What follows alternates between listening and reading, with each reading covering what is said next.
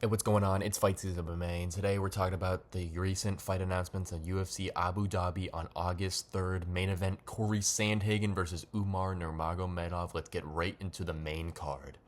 Okay, first fight on the card, we got old man Tony Ferguson versus old man Michael Chiesa. God, man, both these guys should stop fighting. I'm gonna be honest with you. Um, they're both old.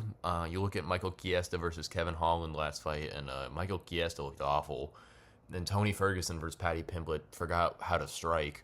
Um, yeah, I don't know what to even say about this fight. I have no idea who's gonna win. This fight is just it's a very interesting fight to have in the UFC. I wonder what it does for the UFC.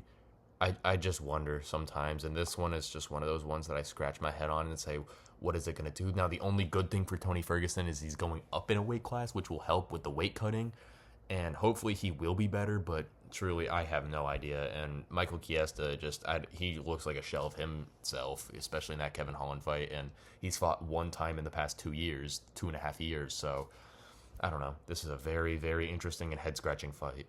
Okay, next fight we got Mackenzie Dern versus Lupe Godinez, and I got Mackenzie Dern winning this. I think the grappling is going to be too much. I think if Mackenzie Dern can take her down, I think this fight's going to be over. I know Godinez is a striker, is a boxer, but she did lose her last fight at UFC Atlantic City. And I think since Mackenzie Dern came off a very close fight with Amanda Lemos, which I thought Mackenzie Dern won, I think that this is going to be a very good bounce back fight for Mackenzie Dern because she understands after losing to Andrade at UFC 295 and losing to Lemos at UFC 298 that this is a fight that Mackenzie Dern has to get, and I think that she's going to do that versus Lupe Godinez. Okay, next fight is a fight I actually predicted that I wanted the UFC to make on a past video, the fights that the UFC should make for every division, and this fight was on it for Davidson Figueiredo versus Marlon Chito Vera.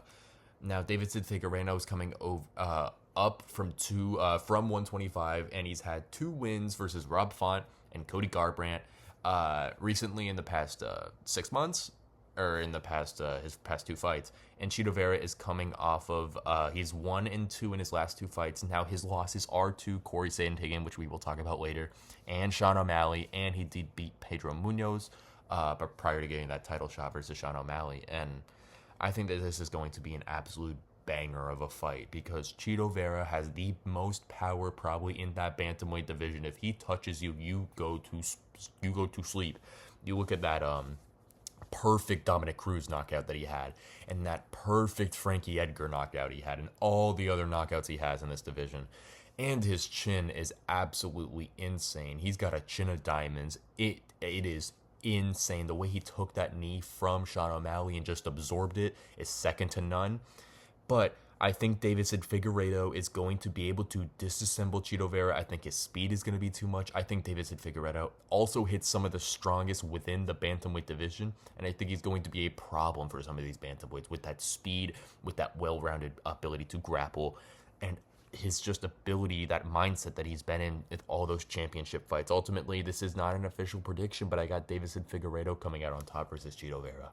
Okay, now to the co-main event, a 5-round co-main event. When do you see a 5-round co-main event on UFC Fight Nights? Well, it's got Nick Diaz in it, baby, and we got Nick Diaz versus Vicente Luque. Now, Luque just came off a loss to Joaquin Buckley at UFC Atlantic City, and Nick Diaz, I don't know when the last time Nick Diaz has fought. It's been a while, but this is a fight that the fans want to see. This is a fight that Nick Diaz is going to want.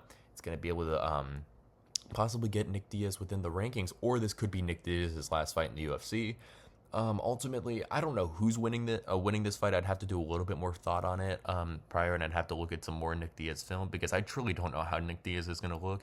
But if Vicente Luque looks like he did versus Joaquin Buckley, I think I'm going to pick Nick Diaz in this fight.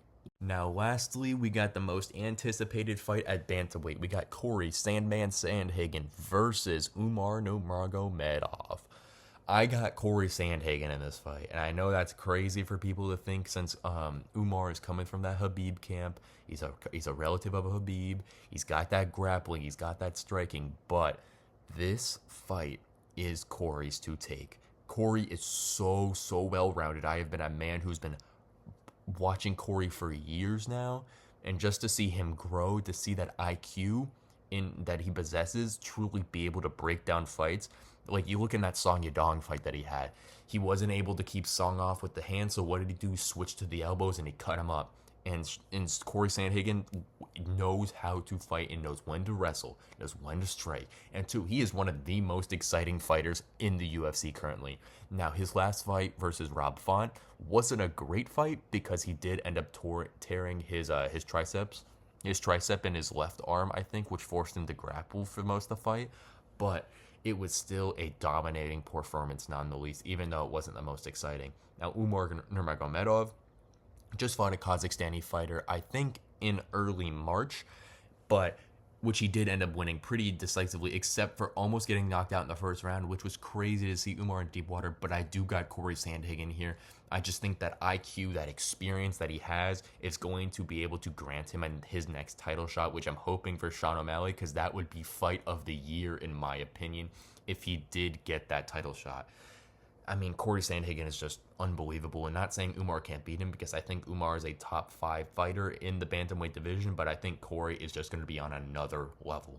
Thank you guys for watching this fight season MMA breakdown. Please let me know what you think of UFC Abu Dhabi on August 3rd, Sandhagen versus Nurmagomedov fight night.